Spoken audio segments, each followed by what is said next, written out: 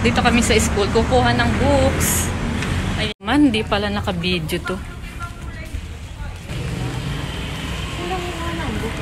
Cho. Ate, tingnan mo dinadaanan mo. So, hanapin pa namin yung room ni Ining. Saan ba tayo dadaan? Dito kami dumaan nung huli. Ayan. Hanapin namin. Dito yung ano. Dun. Ayan. Dito, iikot ka. Dun. Dun ang school niya. Tapos, ayan.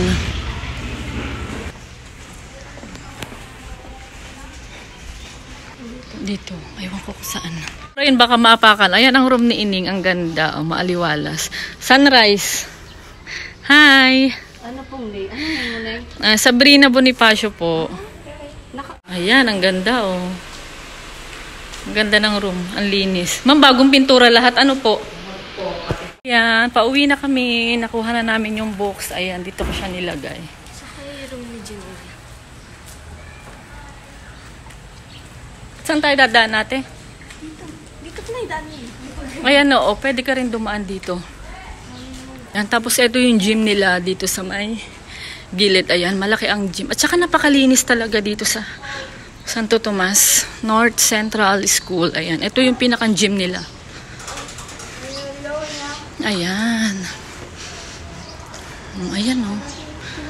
Tour. Ayan pinakang, dun yung dating room ni Ining sa dulo. Tapos ito yung hall. Ito yung gym. Ayan, tapos pauwi na tayo. Tinanggal na kaya ni Mama? Tay, dahan-dahan, madulas dito. Yun yung library. Tara. Ito ang before ni Ining, oh.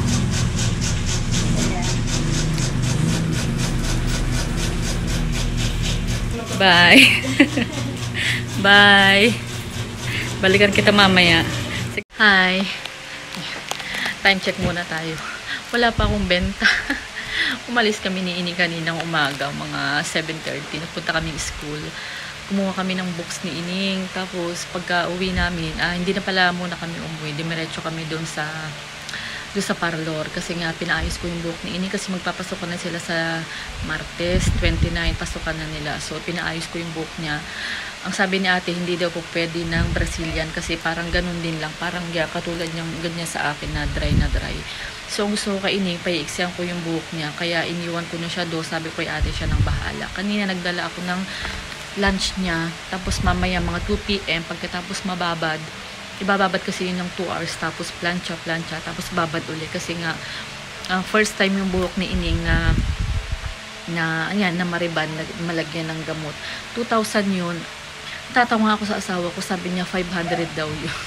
500 doon sa isang parlor. Kaya sabi ko, hindi na rin ako nagpunta doon sa isang parlor kasi baka yung 500 ay fake news. Kasi pag nakita nila yung book ni Ining na sobrang kapal, as in wavy na ang tawag doon yung esponghado.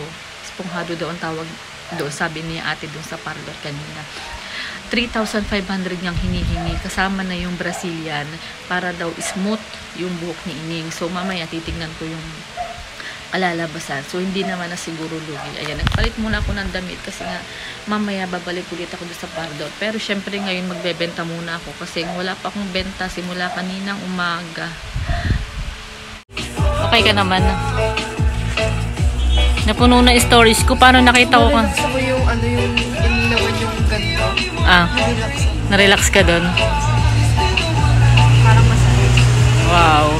Ano kinakain mo? Pringles. Oh, relax. Relax ka ate.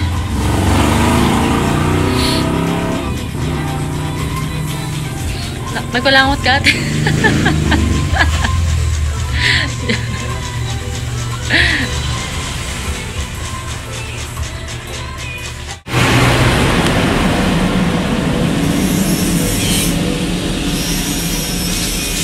No? Dapat nga maiksi pa eh. Gusto mo pang paiksian? Dapat nga maiksi pa kahit hanggang ganyan pa oh. Uso yung maiksining kasi mainit.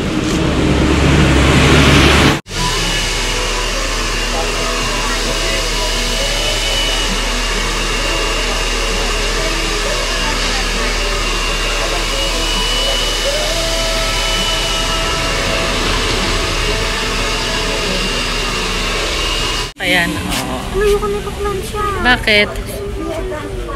Hindi pa. Ang ganda nga. Oo, opo. Eh, ganda. Talikod ka, talikod. Ayan, oh. Hindi siya manipis na manipis. Mas maganda pa yan pag na-plancha. Ganda yan. Sabi ko nga mas maganda pa pag na-plancha yan eh. Kahit konting plancha lang. Konti lang naman yan.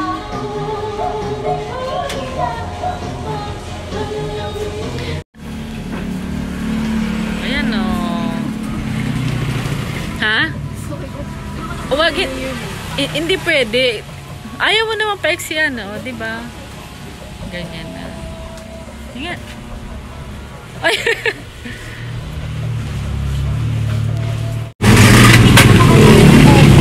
Oh, hindi mo na siya pwede.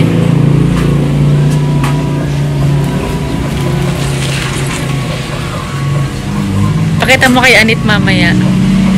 Huwag mo siyang igaganon.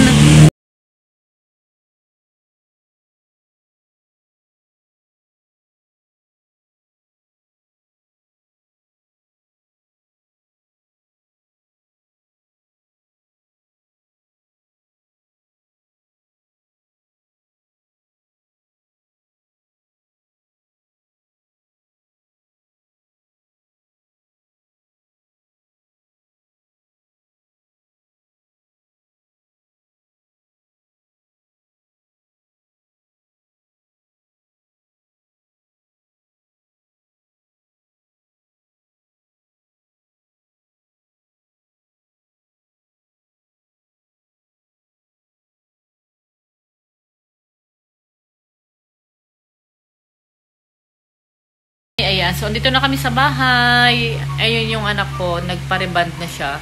So ang reband niya ay 2K reband with Brazilian. So kaya ako naman siya pinareband kasi nga nahihirapan ako sa kanya kapag magi-school na kasi nagtatanggal yung hair niya, tangled hair. Ayan. Ayun, kasi nga lagi kaming rush. Kasi kapag kagising ng umaga, magtitinda ako. Tapos minsan, inaasikaso ko pa siya. Ang hirap suklay ng buhok niya. Kaya naisip kong ipareban. Ate, patingin ako ng buhok mo. Dali. Ayan, ito yung buhok niya, guys. So, syempre, hindi pa natin siya pwedeng pakulayan. Pero mas maganda kung may kulay. Ayan. Maganda naman yung kinalabasan niya. Tapos, bibili ako ng tawag dito. Yung parang conditioner. 150 lang naman na ino-offer nung nag-reband sa kanya. So, next na lang siguro ako. Kasi yung buhok ko naman, okay naman siya. Kapag natutuyo, yun medyo nagda-dry lang. Pero kapag gaganitong pinapahidan ko siya ng argan oil, okay naman yung buhok. Kaya hindi na ako magpapareban. Magpapakulay na lang ako kasi nga marami akong mga puti-puti. Stress yata ito. Stress sa araw-araw. Pero, joke lang yun. Hindi, yung stress na yan. Hindi ako nai-stress. Masaya nga ako eh. At magtitinda muna ako kasi nga halos maghapon akong lumayas. From umaga, kumuha kami ng books ni Ining sa school. Tapos iniwanan ko siya dun sa parlor. Tapos pabalik-balik lang ako. Tapos hindi naman ako nagtinda. Yun, bukas sara yung tindahan ko. Pero meron naman akong nabenta na mga nasa 600 na yata. Puro candy, kape. Ayan, yung benta ko kanina. Tapos ngayong hapon, naligo ako, nag-close ako kasi ngayong anak ko ayaw magtinda, nahihiya daw kasi nga baka makita yung kanyang reband. So, magkakape muna ako, guys. Bye! Bye! Next ka lang,